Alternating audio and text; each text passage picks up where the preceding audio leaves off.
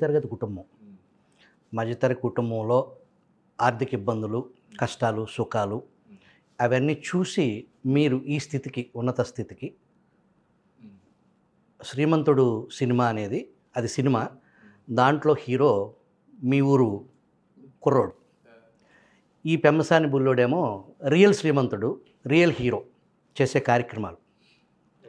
ఆ 'శ్రీమంతుడు' స్టోరీ ఈ real hero అదే బుర్రిపాలెంలో మీరు ఎన్నికోట్లతో ఏదో ఇంటర్నేషనల్ స్కూలు పెట్టారు కదా, ఏంటి ఆ స్కూల్ గురించి చెప్పండి.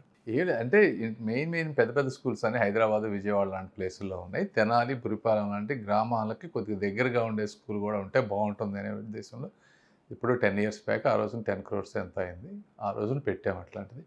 అలాంటి ఒక నియోజకవర్గ స్థాయి ఇప్పుడు యాక్చువల్గా తెనాలే కాదు, నేను అప్పుడు నరసరావుపేట పార్లమెంట్లో పోటీ చేయాల్సింది. నేను నరసరావుపేటలో ఉన్న 7 segmentsలో ఇలాంటి స్కూల్స్ పెట్టాలని ఆ రోజున నరసరావుపేట, చిలకలూరుపేట, సత్తెనపల్లి ఈ ఏరియాలన్నిటిలో ఒక 2 ప్లేసుల్లో దొరకలేదు నేను కొనాలనుకుంటే ల్యాండ్ నాకు కరెక్ట్గా అనుకున్నట్టుగా 4-5 ప్లేసుల్లో ల్యాండ్ కొని పెట్టాను.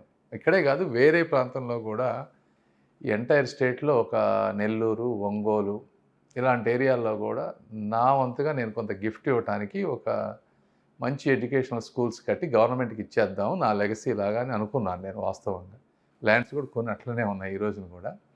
కాకపోతే ఈ 5 సంవత్సరాల్లో జగన్మోహన్ రెడ్డి గారు వచ్చిన తర్వాత వీళ్ళు చేసేటువంటి ఇబ్బందులు, అంటే నార్మల్గా బిజినెస్ చేసుకునే వాళ్ళని ఎవరైతే ఇబ్బంది పెడుతుంటే ఇవన్నీ నేను కట్టించిన తర్వాత దీన్ని ఎటు తీసుకెళ్తారనే ఉద్దేశంతో నేను యాక్చువల్గా అది డ్రాప్ చేసుకున్నా ప్లాన్. ఈ రోజున గుంటూరు పార్లమెంట్ కాబట్టి గుంటూరులో కూడా అదేవిధంగా ప్లాన్ చేస్తాను. బీఈడి కాలేజ్ కూడా ఏదో పెట్టినాను, కాలేజీ కూడా ఉంది. దాన్ని కొంచెం బెటర్ చేయాలి. మన ఫాదర్ ఉన్నప్పుడు ఎక్కువ దగ్గర నుండి చూసుకునేవాళ్ళు, ఆయన లేరు. నాకున్న పనులతోటి కొద్దిగా ఇబ్బంది అయింది ఇవన్నీ మేనేజ్ చేయటం. బట్ ఇప్పుడు నేను ఫుల్గా వచ్చేసాను కాబట్టి ఇక నుంచి ఇంకా బాగా చేస్తాను. మీరు డాక్టర్ అవ్వాలనేది ఎందుకు అనుకున్నారు అసలు? డాక్టర్ అనేది చిన్నప్పటి నుంచి ఇప్పుడు మా వీళ్ళల్లో యాక్చువల్గా ఏమిటంటే చాలా క్యాన్సర్ డెత్స్ ఉన్నాయి. మీ బంధువుల్లో చాలా మందిలో ఎర్లీగా చనిపోయారు క్యాన్సర్ తోటి. సో ఇప్పుడు నా కజిన్ 20 yearsకే తను చనిపోయాడు. తర్వాత మా బాబాయిలు కానీ మా నాన్న చెల్లెలు కానీ ఇట్లా అట్లా చిన్నప్పటి నుంచి అవన్నీ చూసాం కాబట్టి డాక్టర్ అవ్వాలనే దాంతో వచ్చాం. అప్పుడు ఎంత మీది స్టేట్ ర్యాంకు? నాది 27th. 27th అంటే ఫ్రీ సీటు. ఎక్కడ చేశారు? Osmania medical college. తర్వాత ఉస్మానియా మెడికల్ కాలేజ్ అయిపోయిన వెంటనే నేను యుఎస్ వెళ్ళి అక్కడ ఒక గైసింగర్ మెడికల్ సెంటర్ అని ఒకటి ఉండేది, అక్కడ పోస్ట్ గ్రాడ్యుయేషన్ చేసి అక్కడ ఇమీడియట్గా పోస్ట్ గ్రాడ్యుయేషన్ అవ్వగానే నాకు యాక్చువల్గా టీచింగ్ ఫ్యాకల్టీ జాబ్ ఇచ్చారు మంచి యూనివర్సిటీలో, జాన్స్ హాప్కిన్స్ సైనాయ్ హాస్పిటల్ అని one of the best hospital. అంటే నేను రెసిడెన్సీలో ఉన్నప్పుడే నేను పుస్తకాలు రాయటం కానీ ఇవన్నీ చేస్తే నన్ను చూసి వాళ్ళు వెంటనే అది ఇచ్చారు. సో టీచింగ్ జాబ్లో ఉన్నాను. అక్కడ మీరు తయారు చేసిన ఒక మెటీరియల్ ఎంటైర్ అమెరికాలోనే ఒక సంచలనం సృష్టించింది. ఆ మెటీరియల్ ఏంటది?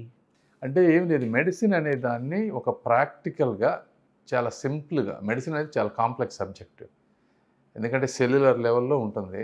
దాన్ని అంటే కళ్ళకి మనం ఊహించుకోలేము అది ఎలా జరుగుతుంది అనేది. ఆ ప్రాసెస్లన్నీ కళ్ళకి కట్టే విధంగా ఈజీగా చేశాను నేను. ఇంతకుముందు ఎవరూ చేయలేదు చరిత్రలో.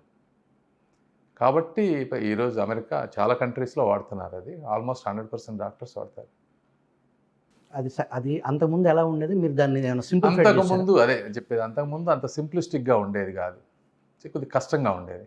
దాన్ని ప్రొఫెసర్ ఉన్నా లేకపోయినా ఎక్స్ప్లెయిన్ చేసినా చేయలేకపోయినా మీరు కంప్యూటర్ నుంచో స్మార్ట్ ఫోన్ నుంచో ఈజీగా అర్థం చేసుకునే విధంగా రియల్ లైఫ్లో ఒక హ్యూమన్ పేషెంట్ సినారియోస్ తోటి చేసామన్నమాట.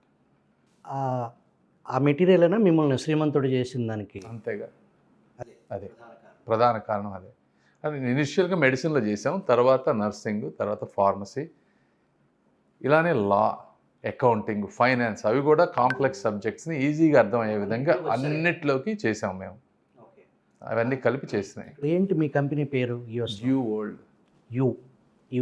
Your world of learning. Okay.